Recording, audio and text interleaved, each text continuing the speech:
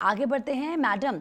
तो साम म्यूजियम में बाबा रामदेव की मोम प्रतिमा लगाई गई है और ये तस्वीरें इस वक्त हम आपको दिखा रहे हैं।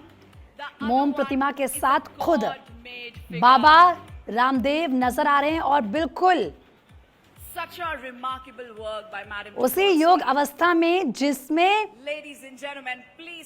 उनकी ये प्रतिमा लगाई गई है, उसको हूबहू दिखाते हुए, दर्शाते हुए बाबा रामदेव नजर आ रहे हैं। योग गुरु बाबा रामदेव। मैडम तुसाम म्यूजियम की ये तस्वीरें जहां पर बाबा रामदेव की मोम की प्रतिमा लगाई गई है। बड़े बड़े सितारों की प्रतिमा, स्टैच्यू यहां पर लगाए गए हैं और ये देखिए बिल्कुल हूबहू जैसे कि बाबा रामदेव खुद खड़े हों। पहचान कर पाना बेहद मुश्किल कि कौन से असली हैं और कौन सा स्टैच्यू है, लेकिन अपने ही प्रतिमा को, मोम की प्रतिमा है जिसको देखिए योग गुरु खुद छू भी रहे हैं और ये कह रहे हैं कि ये तो बिल्कुल जी हैं हूबहू मेरे जैसा। और क्या कुछ वो कह रहे हैं जरा भी सुनिए। वर्ल्ड के और खास करके उसमें अमेरिका की ज्यादा भागीदारी है। 200 से बड़े आइकॉन्स के फिगर न्यूयॉर्क के मैडम तुसाद जो अट्रैक्शन है उस पर लगाए गए। सभी जो फिगर्स हैं वो कपड़े पहन करके रखते हैं, तो उनका पेट और पेट के मसल्स और ये जो हेयर्स हैं, ये वैसे तो नेचुरल हेयर हैं लेकिन ये रामदेव वाले नहीं हैं। लेकिन उन्होंने मेरे इस फिगर से मैच करते हुए सारे हेयर्स को, एक एक बाल को, अब इसमें कितने हजार हैं या कितने लाख बाल हैं मुझे नहीं पता, एक एक बाल को हाथ से लगाया। और ये मैंने सुबह पूजा के बाद तिलक लगाया था तो बोले बाबा जी आप ही लगा दो।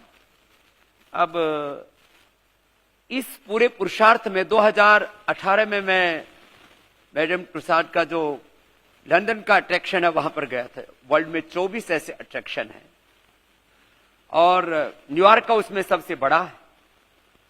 उसमें जैसे बताया नम्रता ने कि वहां अमिताभ बच्चन जी हैं, उनकी बहू ऐश्वर्या राय है, उनके फिगर्स हैं मतलब, और ऋतिक रोशन है, प्रियंका चोपड़ा है, शाहरुख खान है। ये तो 5 तो बॉलीवुड की सेलिब्रिटीज हैं। लेकिन उन सब के साथ वर्ल्ड के 200 रिनाउंड आइकॉन्स के साथ भारत के एक सन्यासी को इन्होंने सम्मिलित किया और आज पूरी दुनिया की निगाहें भारत के योग पर है, आयुर्वेद पर है। अब तो अमेरिका में भी made in US and made by Americans, अब ये कॉन्सेप्ट चल रहा है। माने योग आयुर्वेद स्वदेशी का जो मूवमेंट पतंजलि से चला, उसकी लहर अब पूरी दुनिया में।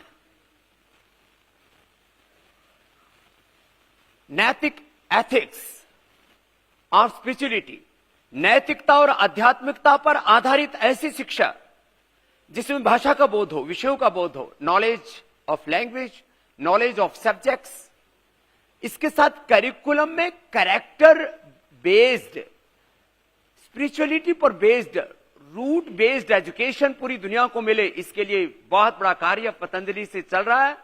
और मैं एक बात यहां से कहना चाहता हूं, आने वाले 5 से 10 सालों में हमारा लक्ष्य होगा 5 से 10 लाख स्कूलों में गुरुकुलीय शिक्षा को इंट्रोड्यूस करना, जिससे कि पूरी दुनिया में व्यक्तित्व निर्माण, चरित्र निर्माण और युग निर्माण की एक नई दिशा हमारे यूथ में, हमारे स्टूडेंट्स में, ऐसी एक उनका ब्रेन का प्रोग्रामिंग हो जो इंटेलेक्चुअल टेररिज्म से, रिलीजियस टेररिज्म से, पॉलिटिकल और कॉर्पोरेट टेररिज्म से पूरी दुनिया को बचा करके सही दिशा में दुनिया को स्वास्थ्य, सुख, समृद्धि, शांति, सफलता, विजय मिले। उस दिशा में बच्चे आगे, ये समाज, राष्ट्र और विश्व आगे बढ़ सके, ऐसे वर्ल्ड सिटीजन हम देने वाले हैं।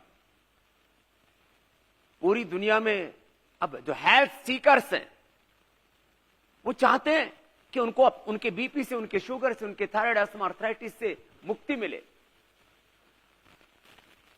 ये सिंथेटिक मेडिसिन से पॉसिबल नहीं होगा।